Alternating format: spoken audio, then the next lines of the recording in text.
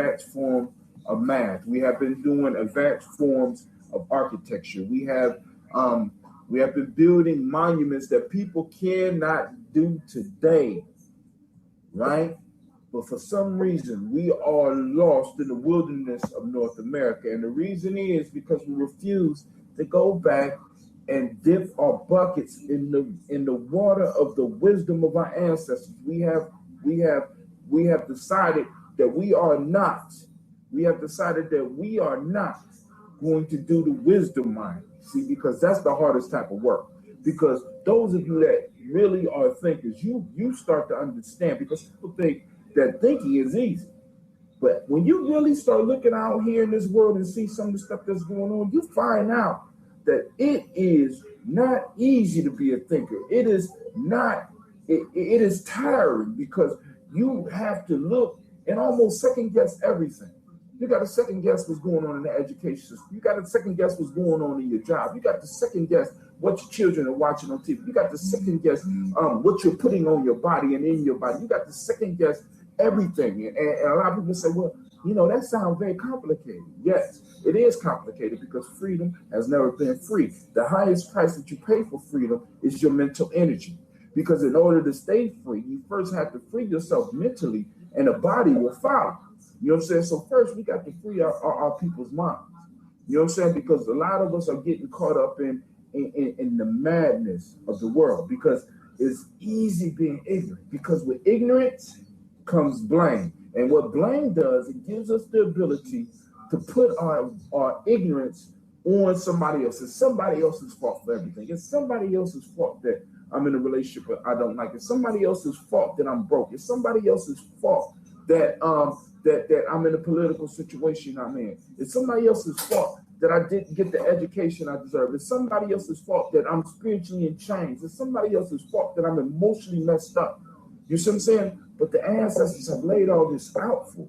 Whether we're talking folk tales or whether we're talking proverbs and quotes, whether we're talking myths, you know what I'm saying? They laid this out for us. And the only thing I'm doing, and the only thing we're doing at Gye-Nyame is going back and pulling this wisdom up and saying, look, fool, here it is right here. When you look at something like Aesop Fables, or you look at Uncle Remus Tales, or you look at some of the myths that our ancestors have left us, they are basically showing us, they are basically saying, look, here is the roadmap. This is nothing new. I keep on trying to tell y'all, the situation we are in right now is nothing new. It's nothing new. So when we start going back and getting this wisdom, I know I digress from what I originally was supposed to talk about, but when that spirit hit, dog, it hits. You know what I'm saying? And like I said, look, and we never know. This is why I want to do the show like this, because it's not just for me. It's because I honestly believe that you never know how your wisdom or how the information you share may affect somebody else. Each one of you sitting out there listening to me, whether you're listening to me live or whether you're listening to me in a podcast sometime in the future, I'm talking to you. You never know how the light that you have in your heart, how the light that you are on this planet, you never know how it may affect somebody. You never know how what you have experienced in life, you never know how that may help somebody else. See, we have been fed the lie that we are insignificant. Man, that's a lie. You understand what I'm saying? That's a lie. Each one of you was born for a reason. You know what I'm saying? Regardless of the bastard thing that I talked about the other day. You know what I'm saying? Regardless of that, there's still a purpose. There's a reason why you are here. There's a reason why you chose the parents you chose. There's a reason. See, because I reverse the whole equation, because many of us say, well, our children didn't choose to be born. Hell with that. Let's go and take some responsibility all the way back. If we're spiritual beings, then we chose to be born. We chose to be born when we chose to be born. We chose to be born through who we were born. We chose all that. So let's take some, when you take responsibility for that type of stuff, that gives you just a little bit more power than the average person.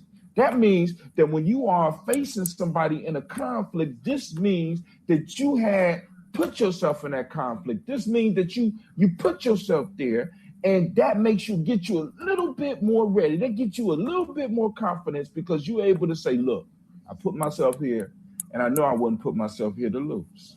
I chose this. Oh my God. All right. I'm hyped. I should have did this on Spreaker. I'm hyped. Now get ready, because I'm about to drop, because we ain't even get to the damn Proverbs yet. You know what I'm saying? We ain't even get to the Proverbs yet. So it's about to go down right now on Gye-Nyame Journey Radio. It's about to go down on the Gye-Nyame Journey Hangout. So y'all need to go and start texting y'all friends, because I'm about to change some lives. And maybe if you drop something, you might change some lives with me. Stop being scared. Pick up your phone, pick up your computer, dial in, and let's get it popping. You know what I'm saying? It's world-changing time. You understand what I'm saying? It's soul awakening time. You know what I'm saying? Because that's what this is about. You know what I'm saying? Other than just showing it, when you know what, dude, listen, I ain't been doing all this studying all my life. I don't got me a massive, I ain't been collecting books for nothing. I've been buying books since I was 18 years old, and I got more books. The only thing that I had longer than some of the books I got is my damn phone number. That's it. You know what I'm saying? I don't keep clothes. I don't keep shoes. I got books. You know what I'm saying? And now it got to a point where I don't even buy books no more, because I could go and get audios. Man, oh my God. You think I've been doing all this for nothing? Oh, hell no. Listen. Brother Hatim is here to drop it tonight. So whether you know what I'm saying, send this to your friend. If it's only two of y'all, listen, send it to, because if you two send it to your friends, that means that I don't reach possibly 100 people, because nobody will respect our stuff more than us. Always remember that, folks. All right, so now let's get to this proverb. Man, all right. God doesn't require us to succeed. He only requires that you try. Oh man. How many of us have fallen into the trap that she's talking about, where we are dissatisfied with something, but because we are scared, we won't even try. We won't even try to change.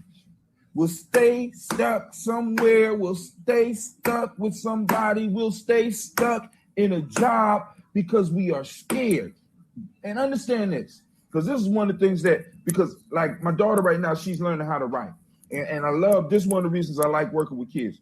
One of the things that you start to notice is that early in us, right, due to the TV and due to the stuff we see around us, and some of the stuff we tell our kids, we automatically start thinking that we are automatically supposed to be good at stuff. My daughter believes that she's just supposed to be good at writing. It's just supposed to come natural. She's just supposed to be able to walk in class and through osmosis, all this new shit is supposed to just drop on her, and she is able to regurgitate it. So when she got to sit down and she has to struggle with writing, she starts crying. You know what I'm saying? And the piece is, I'm trying to instill in her, and I'm instilling it with my son, and I'm trying to get myself, because I have been tainted by this, that in order to learn, only thing we have to do is two things we have to do. We have to be humble. We have to be willing to fail. See, trying opens us up for failure. And nobody wants to look bad in front of their friends, especially when all your friends is fronting like they have never failed, or fronting like they have never struggled. See, this is why it's important that we start surrounding ourselves with real friends, with real skills, because those individuals with those real friends, right, will encourage you when you fail, will encourage you when you struggle, right? And because they know, because those real friends got real skills, and they know that the only way they was able to develop their skills was step by step. And that meant that they had to fail a whole lot more times than they succeeded. Most of us are scared to fail. Most of us are too embarrassed to take that step out. Most of us are frozen in we freeze our abilities because we don't want to try, because we don't want to fail. We don't like how it feels. And we need to train our children to enjoy that feeling. You know what I'm saying? Why?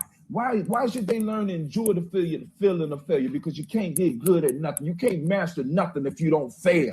You see what I'm saying? One of the biggest myths that I'm trying to break up in my school is that some kids are just born naturally smart. No, we got to kill that shit. We got to kill it. We got to kill it. We got to kill it when it's young.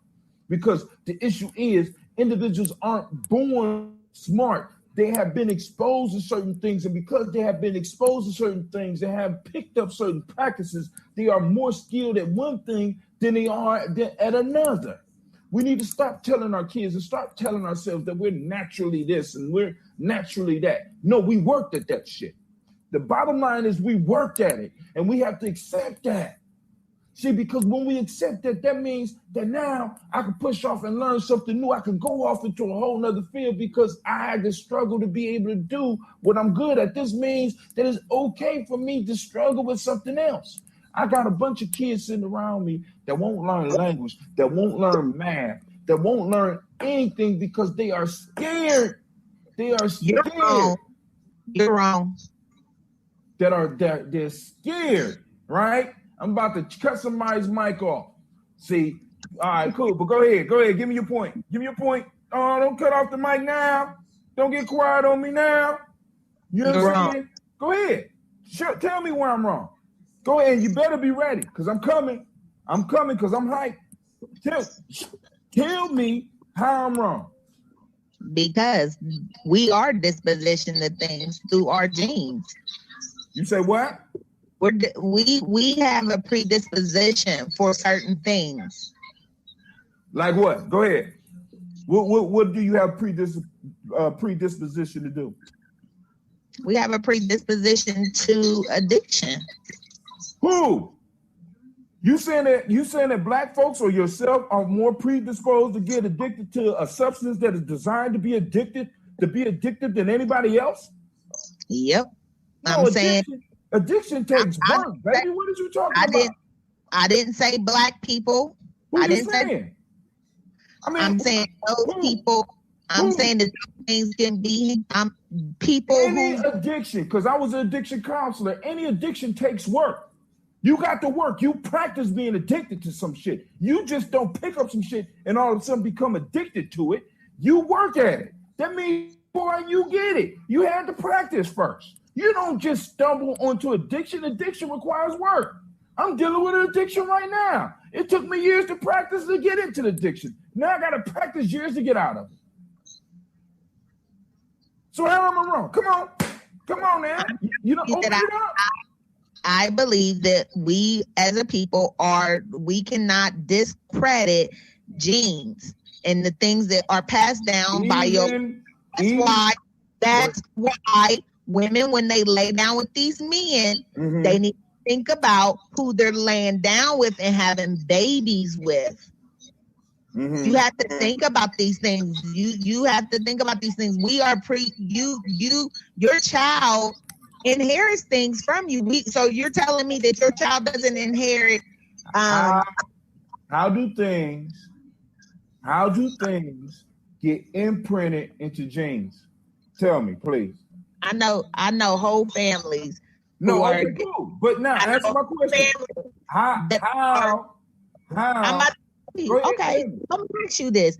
So people who are born with mental delays, people born with mental delays, a lot of times they have children and their children are born with mental delays.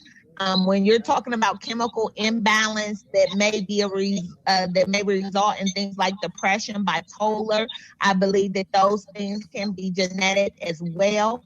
I believe apples don't fall far from the tree. So you, I don't know, it could be some things that happen that, I don't know, that do and make it so that some kids have that natural ability to learn. But there are definitely, I think about autistic children.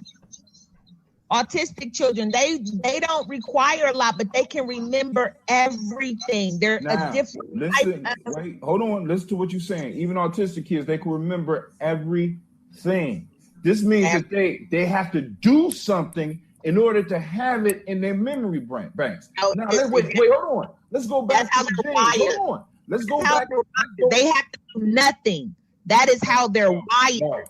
No, that's movie shit. See, you're caught up on movie. That's movie shit, baby. That's not real. You can't do something naturally if you are not exposed to it. People don't just come out and pick up a piano and start playing that shit. That don't happen. Let me tell you, I worked at a school with an autistic unit. I never understood what it meant to be on a spectrum. I never understood what it meant to be on a spectrum. But when I tell you the kids see certain things, they don't need to write notes. They don't need to do any of that. It's just automatic. That's how they learn. They're wired that way. So my thinking is, and some things are, I just think some things are, what do they say? They say some things are nature and some things are natural. I believe it's a combination of them too, both of them. And I think that what you're saying is that I just don't agree with it. I believe that some kids they have that natural ability. That's what they're naturally good at. That's the way their brain is hardwired.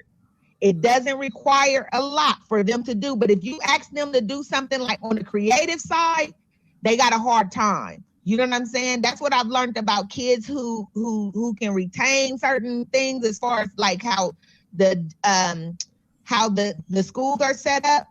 The way the schools are set up is set up to benefit certain learners. You know what I'm saying? And those learners, a lot of times, they're not the creative ones. They're not the ones that can that are innovative.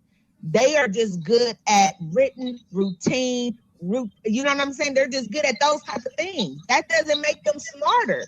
They're just a different type of learner, and the schools are set up to make them successful. But for these time out. Now, I want to go back to the gene thing, right?